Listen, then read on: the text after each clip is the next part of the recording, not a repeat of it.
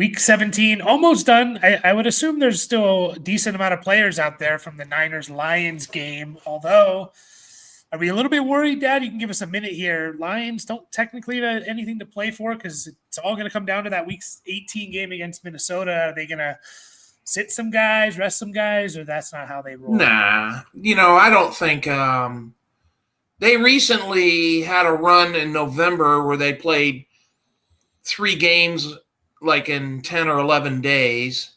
And then they had kind of one of those mini buys, I think. It was, where they had 10 days off or something like that. So I don't know. Do you see Dan Campbell saying, okay, Jahmyr Gibbs, take the day off, or Amon-Ra St. Brown, or No, something? not unless they're a little beat up, which I don't think those No. guys are. But we had proof of this last year. They played their guys in the last game of the season last year with nothing to play for. Actually, Laporta got hurt in that game, but he played in their next playoff game. But so we kind of have proof that he's just going to play the guys. So get them ready for next week, kind of. Yeah, I mean, I don't have. I kind of hate to say this, but I don't have a. I don't want to look past tonight, but I don't have a good feeling about with the Vikings. So I don't know. Yeah. Well, I'm not. Given. Yeah, I know we're here to talk about other things. Yeah, we're. Sorry, go ahead. Cut you off. Besides how wonderful the Detroit Lions are, so.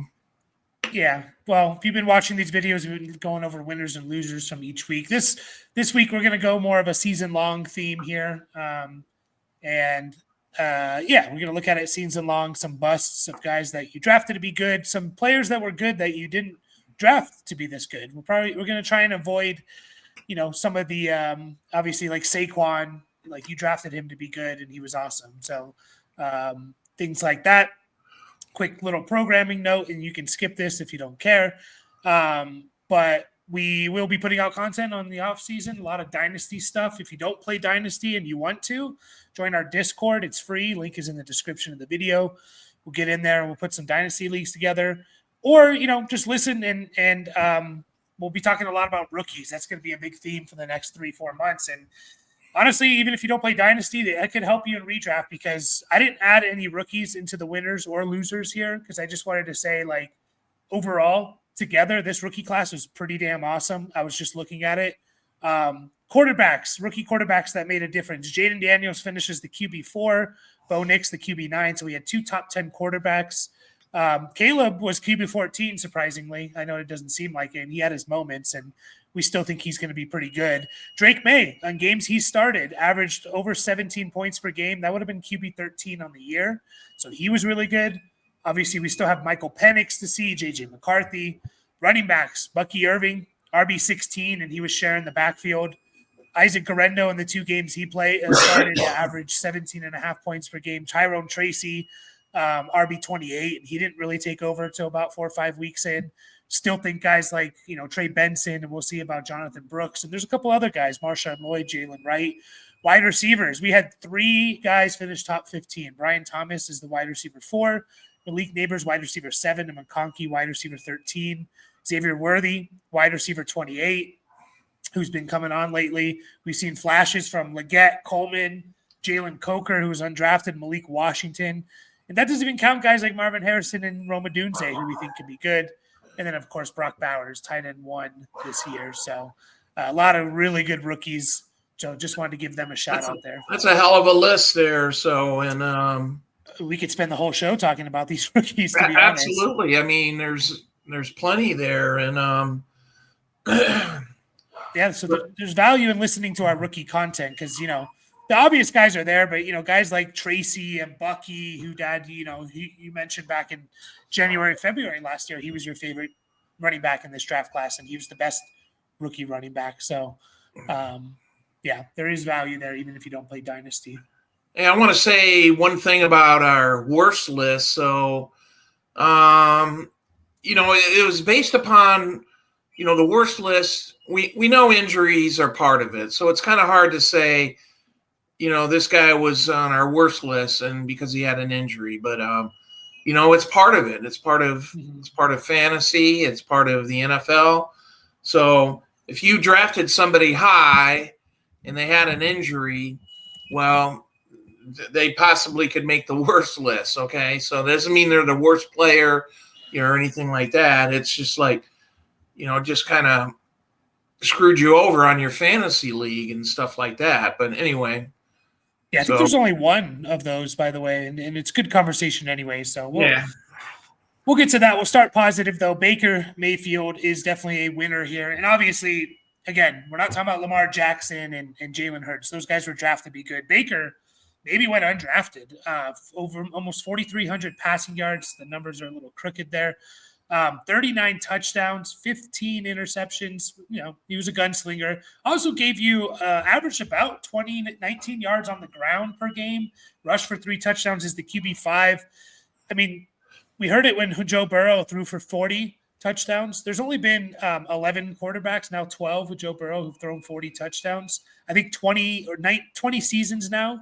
So guys obviously doing it multiple times. There's been 20 seasons of 40 touchdowns. Obviously, Baker's going to get an extra game, but man, he's been awesome this year. And the Buccaneers were smart. They were smart. We're going to talk about it, contract stuff with the next guy. But they signed him to essentially it was a 3-year deal, but it was essentially a 1-year deal saying, prove it to us again. He did it. Now he's going to get paid, but also they're getting him in a bargain. So, I hope they make the playoffs. It's going to make the playoffs a bit more exciting if you're in there. Yeah, he's really I kind of always liked Baker Mayfield. Cleveland's got to be, thinking how dumb are they, for getting rid of him. And they got Massage Man there as their QB. And, in ESPN scoring, Baker's sitting at number 5 for quarterback. So that's marvelous. Yeah. Yeah, and the theme of these winners is like redemption, kind of, and it's good to see guys, that don't just write them off after the first few years. Sometimes it takes a few years or the right system, the right players to get going. But we're going to talk about a loser here, and Anthony Richardson, only 1,800 passing yards, 8 touchdowns to 12 interceptions. Did rush for almost 500 yards and 6 rushing touchdowns in 11 games, by the way. So, is there hope for him? His completion percentage under 50%. I think only Tim Tebow's had like a worse season of starting so many games with this type of completion percentage. Is there still hope for him? Can we hold out hope for Anthony Richardson, or is it just? Well, I don't think the Colts. Yeah, it'll be interesting to see. If they throw him away now, if they get rid of him or put him on the bench, or they think we screwed up. If they still work with him, and try to coach him up, as the word goes, and get the guy a little bit better in the passing game. I don't know, to tell you the truth, for somebody who kind of looks that bad in the passing game, I don't know if I've seen a big redemption project. I'm trying to remember back in my mind, when a guy sucks so bad, that he kind of turns it around. So, yeah, I mean, a couple guys you can look at, and you would know this a little bit better. I know John Elway wasn't great his first year, and 7 touchdowns to 14 interceptions. Completion percentage was under 50% for him. So that's someone that comes to mind. And Josh Allen was not good his first year and a half. He also had a very low completion percentage, 52.8 for Josh Allen. So those are 2 guys that come to mind, but we got to remember he's still super young. He was still the youngest starting quarterback in the NFL. Hardly played in college either. So, I will still take a shot on Anthony Richardson next year if his price comes way down because of the rushing production. He basically is giving you about 7 points running the ball in fantasy per game, which is insane. That's enough. It's almost enough. I was kind of surprised, when I was looking for losers and stuff like that. I was kind of surprised at his rushing total, and we know he sucks in passing.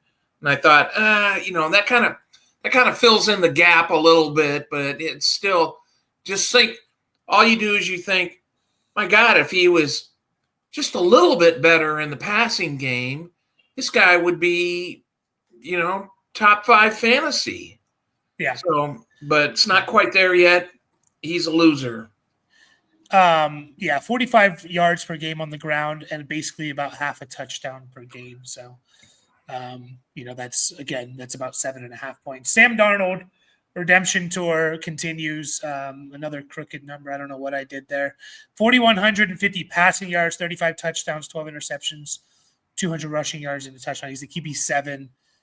Could be the number 1 seed in the entire NFC. Either way, they're going to go 14-3 at worst in the playoffs. It's just pretty amazing to see. I hope that they keep him on. I've been saying since, honestly, if you go back and watch since free agency March, this is more for dynasty, selling people. You need to grab Sam Darnold. You need to stash him on your team. Like, I think he's going to be pretty good this year. Just look at what Nick Mullins did. Nick Mullins was throwing for 400 yards with the Vikings. And I didn't think he was going to be this good. Like, I'm not going to lie to you and say, oh, yeah, I knew he was going to be this good. Thought he was just going to be a good starting quarterback, a waiver wire fill in. No, he's been a low-end QB1, mid QB1. So it's awesome to see. I hope they give him something similar to the Baker deal where, you basically get another year to prove it. And then if he proves it, you get him at a deal and you figure out J.J. McCarthy later. You don't know what you have in him. So we'll see. We'll see what they do. They'll need to be competitive, I think, in the playoffs for them to want to bring him back. If he flames out in the playoffs or this last game, maybe they don't. But, just good to see. And we were worried about Justin Jefferson and Addison and Aaron Jones, and all those guys had really good years, because of even Hawkinson when he played was after he came back. So yeah, he's nailed it so far. He's got the next big test on Sunday night coming up this Sunday night. So we'll see what happens. Yeah, for sure. And then our last loser at the quarterback is C.J. Stroud, 3,700 passing yards, 19 touchdowns, 12 INTs. Did run a little bit more this year, 233 yards on the ground. It was the QB 18. Only thing I'll say about this is why we were against taking Stroud. He was kind of like the QB 4 or 5 this year. People were taking him very early in the draft, and we were just kind of saying, like, honestly, like, I'm not taking a quarterback that high unless they can rush. And just look at the top 5 this year. It's Lamar Jackson, Josh Allen, Joe Burrow, Jaden Daniels, and Baker. 3 of the 5 they can rush. Now, can you get a quarterback that doesn't rush a lot in the top 5? Of course. It's just hard to bank on which one that's going to be any given year. It could just change. But the consistency is usually 3 or 4 of the top 5 are rushing guys. That we can bank on. So just a little bit of for next year, if people, even guys like Baker, like, I'm not going to take Baker if he's going to go in the 5th round or something, because he could just have a down touchdown year. And not saying that Baker's bad or anything, but yeah, are you worried about Stroud just going into the future? Do you think it's just a second year slump and he'll kind of figure things out?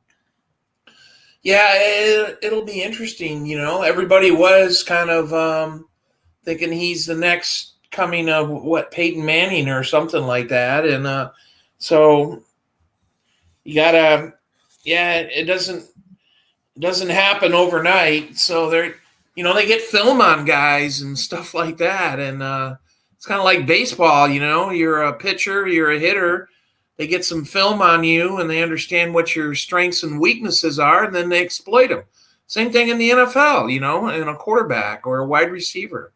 So, he got exploited a little bit, so.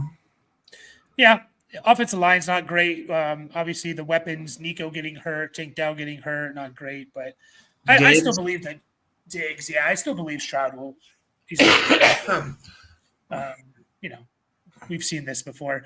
Into some running backs here. Chase Brown is a winner. 990 rushing yards. Not sure he's going to get to 1,000 because he hurt his ankle.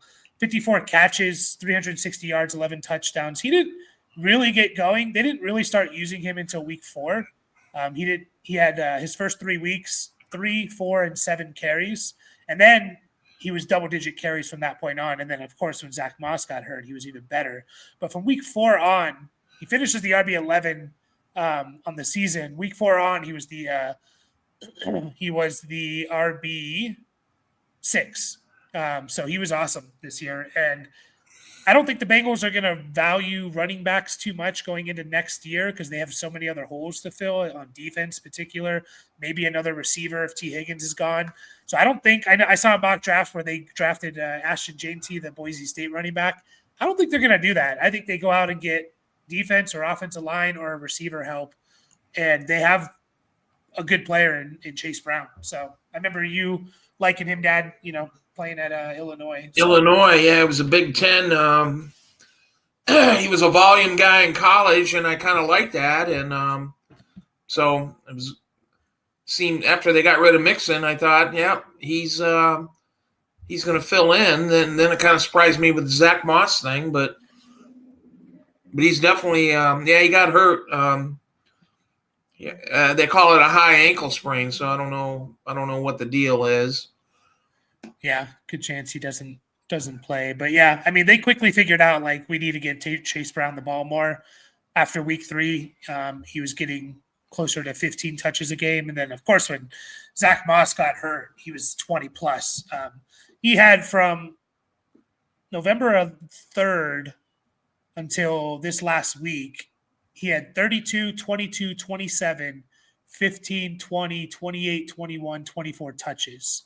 It's a lot of touches, man. So yeah, and he produced. So CMC is probably the one guy on here that's a loser. Obviously, it was the injury riddled. You took him probably number 1 overall. The reason why I wanted to add him on here, besides just saying, oh yeah, he got hurt, let's move on, is where does he go next year? Assuming he's fully healthy, ready to go, he's participating in training camp. There's no worry about the injuries that he had. Where would you take him, or where do you think he goes? Because I think that's 2 different questions. So we could start with where do you think he's going to fall to, and where would you take him roughly? Obviously, it's hard to say that right now on December 30th, but. You asking me? Yeah.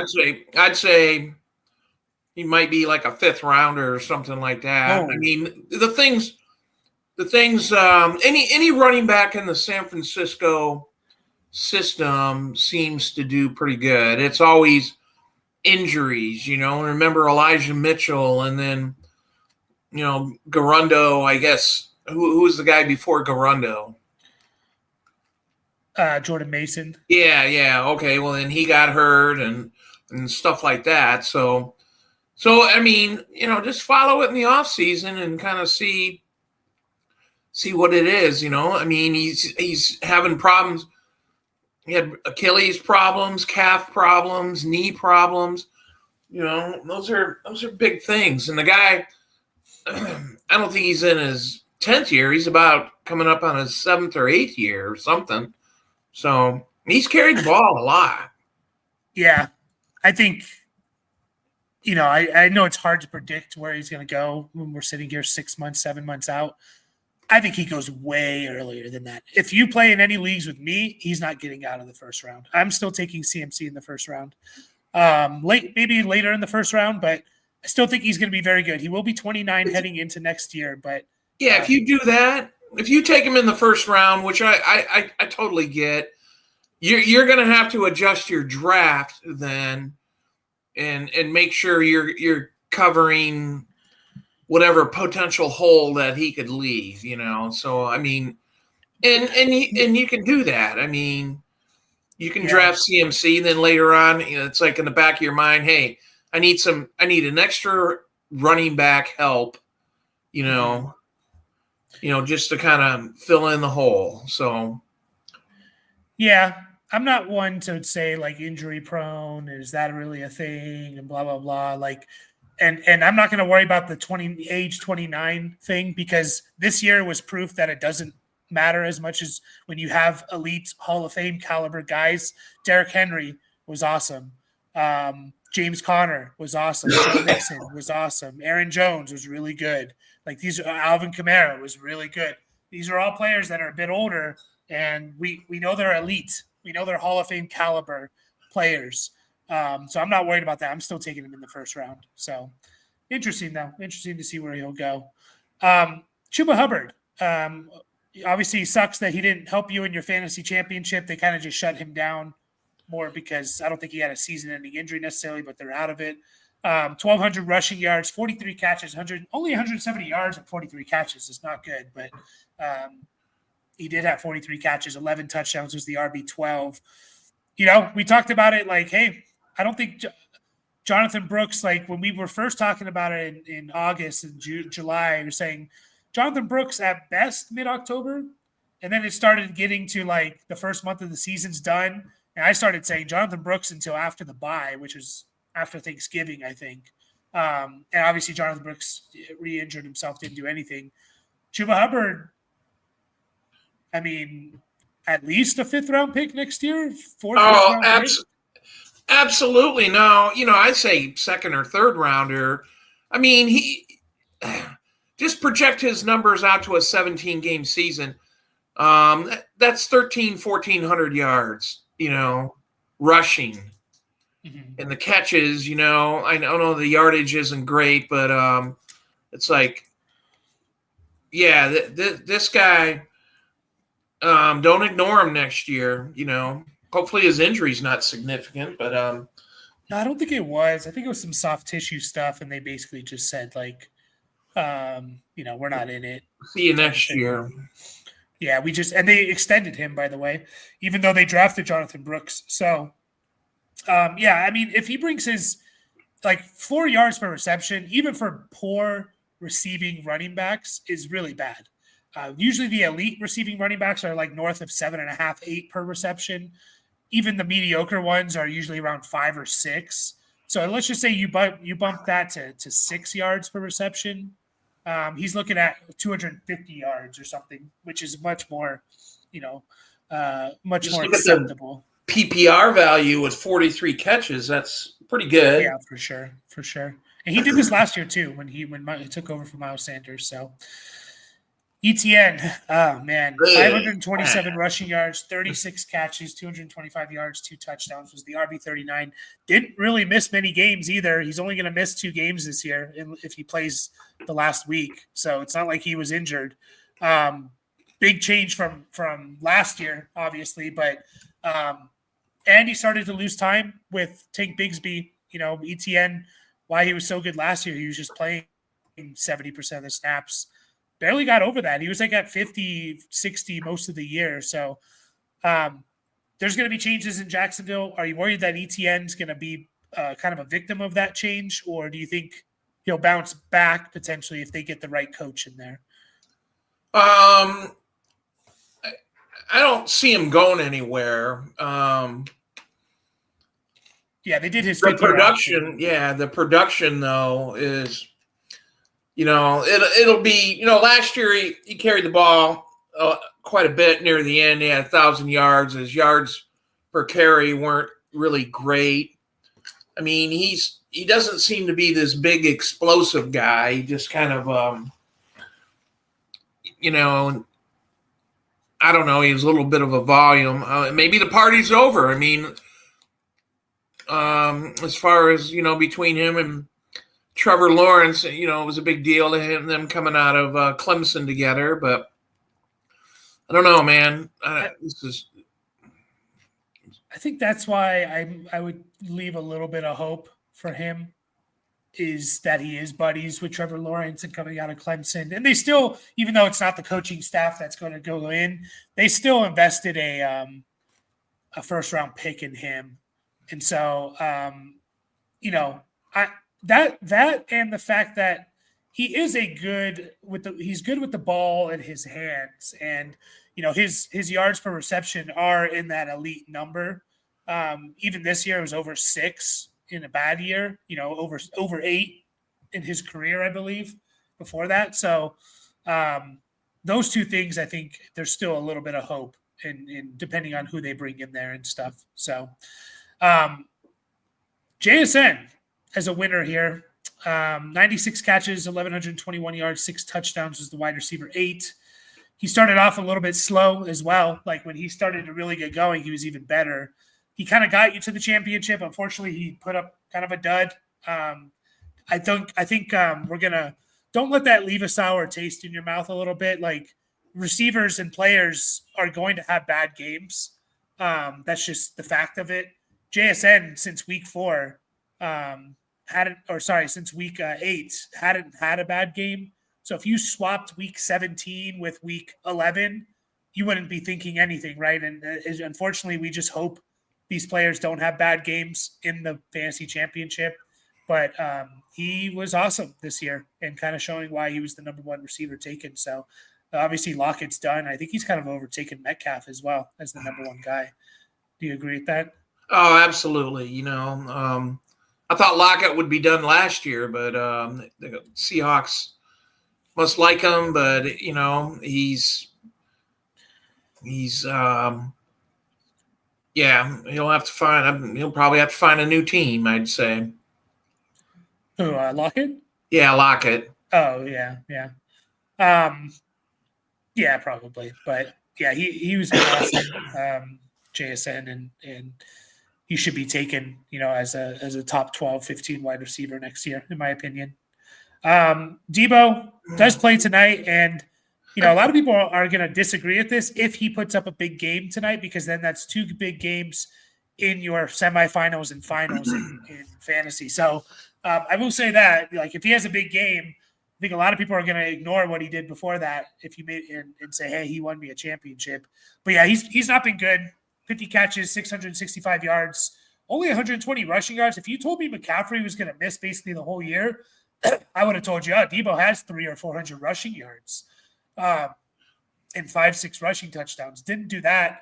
And if you told me Brandon Ayuk missed basically the whole year, I'd say Debo is a league winner. And Debo will be going off and all that other stuff. And not consistently good, not good, whatever you want to call it. And you made a good point that he may have a good game tonight or something like that. The Lions give up a lot of passing yards and stuff like that, but we'll see how it all shakes out. But for 2024, he wasn't not good. Yeah, he'll be 29 in January, in a couple of weeks. So he's going to be an old 29 starting the year. So we'll see. It might be moving on from the 49ers. He might be going somewhere else. So for this second Jets. Yeah. For this second receiver spot, there's kind of a lot of candidates I wanted to touch on. Again, we're not talking about rookies here. We already mentioned them at the top. But, there was guys like Terry McLaurin I could have brought up, Drake London, Jordan Addison, Jerry Jeudy. Both these guys were kind of good. But I did Cortland Sutton because he was kind of doing it for most of the year, I would say. Like Jeudy had a big 36-point game. I think Addison had a big 36-point game. That obviously, brings up your average a little bit. Blows up your numbers a little artificially. To a certain extent. They're both good for down the second half, but Sutton was pretty good for most of the year, much better in the second half. He had a goose egg in week 7, and people are like, why didn't Cortland Sutton have a target? And it was kind of brought up and stuff like that. It was kind of made a big deal. From that point on, Cortland Sutton was the wide receiver 12. So he was really damn good. Wide receiver 13 in points per game. Denver seems to have quite a few wide receivers, and I think Sutton looked like he fit with Bo Nix. Yeah. I mean, it just kind of looked that way, and Sutton didn't look like he fit with the previous quarterbacks and stuff like that. So, I mean, we were kind of waiting for a decent year. So, and I know Denver's got they got a handful of young second year and rookie wide receivers and stuff like that. And so Cortland Sutton to me kind kind of stands out there in Denver a little bit. So this is a good thing. Yeah, for sure, for sure. It's funny because it felt like they wanted to get rid of him heading into last year, but Yeah, we thought they were going to. yeah. So they still have him under contract next year, so he'll be there. I'm pretty sure. Tyreek Hill did have a good game last week. A lot of this does have to do with Tua missing time as well, but 80 catches, 900 yards, 6 touchdowns. Wide receiver 19, which is obviously, not terrible, but you drafted him maybe number 1 overall. So you expected him to be it's just amazing for him to go. He didn't miss any games, by the way. He's talking about a wrist injury, and maybe he does have a wrist problem and stuff, but his coach, wide receiver coach, came out last week and said he's also got an ankle problem. So the excuses are going to start coming out, with, I had this and that. And yeah, they're probably true and stuff. I get it. But like you said, he was drafted in the first round. I went back and looked at our drafted number 1 overall, maybe. Yeah. I mean, it was CMC, Tyreek, or Lamb. Those were the top 3. And take maybe Chase or Jefferson. No, Jefferson, no, because we were worried about Darnold. So yeah. Sorry, go ahead. No, that's I looked back at our redraft last night where he was drafted number 2. So it's like, man, first 2, CMC and Tyreek, it was bad. So he's 30 years old. He's he could be starting. He's run a lot of routes. That's a lot of running on those legs and stuff like that. So, plus the quarterback situation wasn't great there in Miami. So, yeah. But yeah, go ahead. No, I was going to say he is. They did kind of restructure and they gave him an extension and stuff. So, seemingly he's under contract next year unless they somehow trade him. But yeah, I'll be interested to see where he goes next year because, he does have the speed and that can last you a little bit longer, lengthen your career in the NFL. His teammate was benefited from it. Johnny Smith, tight end 4 on the year, 80 catches, 828 yards, and 7 touchdowns. And kind of, again, like you removed the first 4 weeks for him because he didn't really start getting used until about week 5. And Johnny Smith, was even better, averaged 12.7 points per game. That was 0.1 behind Trey McBride, and then 0.7 behind Brock Bowers. So he was awesome.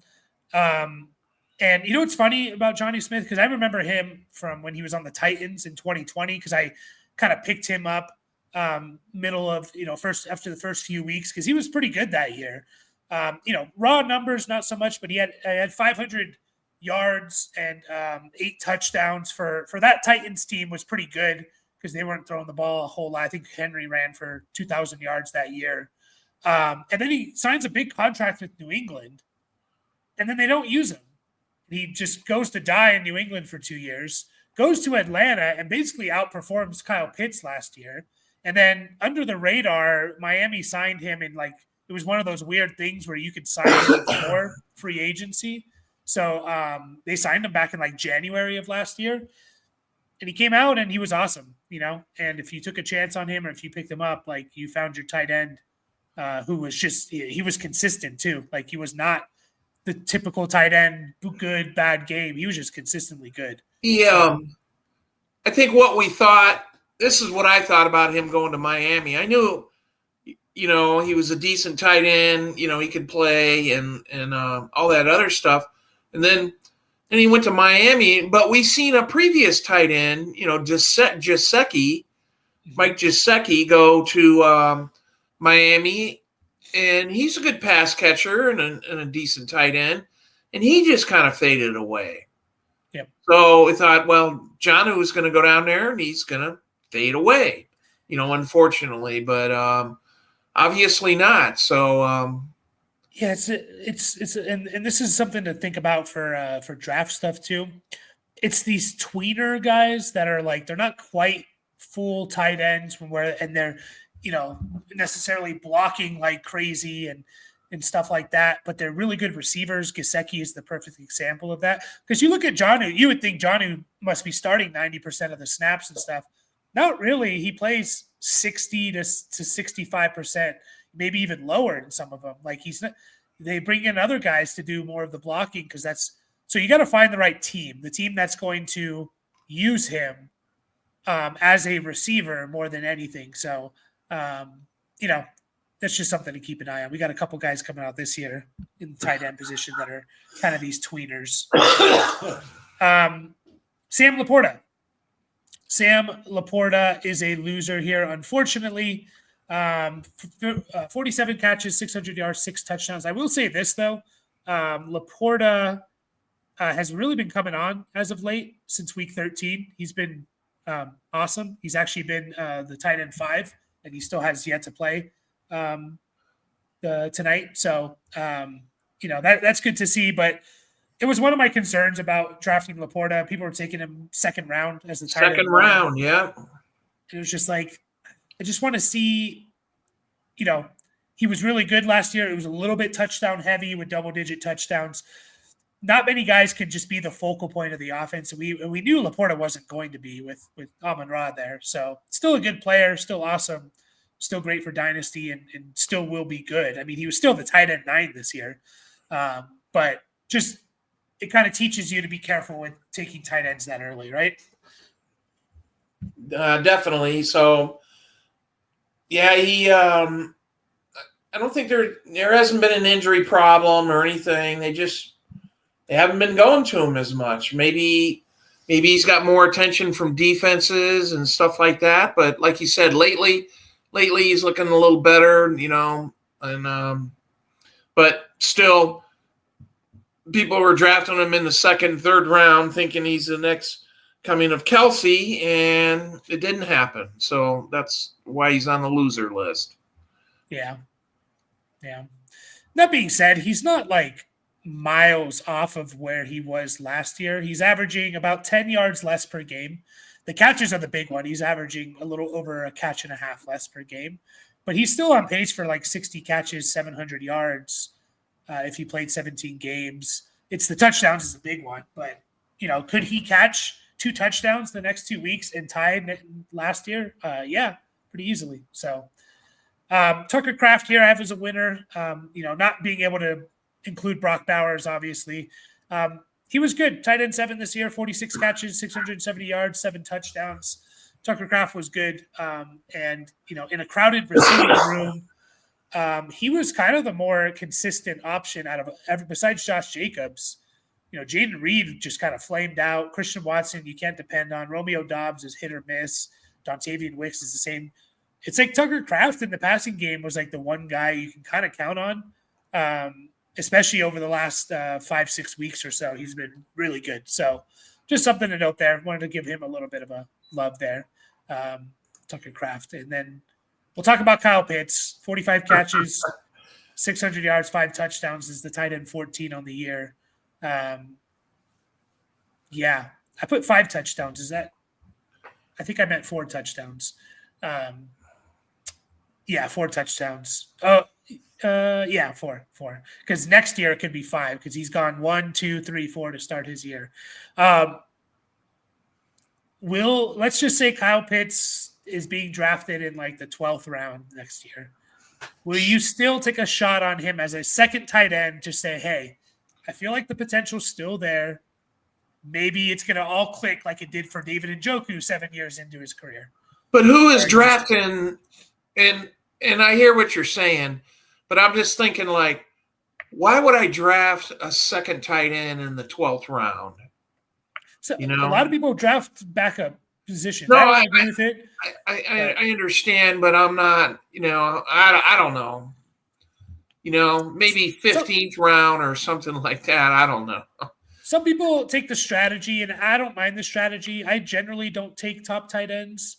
I did this year with McBride. But, some people say, you know what, I'm going to wait until rounds 11 and 12, and I'm going to take 2 tight ends back-to-back, and one of them is going to hit, in my opinion.